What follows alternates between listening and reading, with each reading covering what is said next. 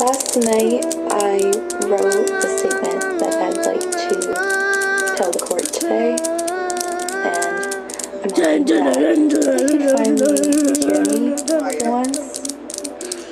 I want them to know that Mom's a good person. I want them to know how strong she was and how determined she was. I think I'm mainly going there for her. This trial means everything to them, because without this, there's no closure. They need the world to hear their story. It doesn't mean you fix it, but at least they can finally move on.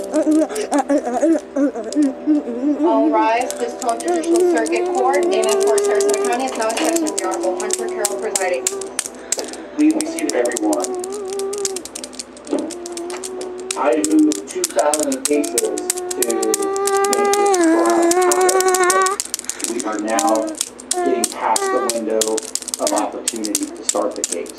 That's just where I'm at.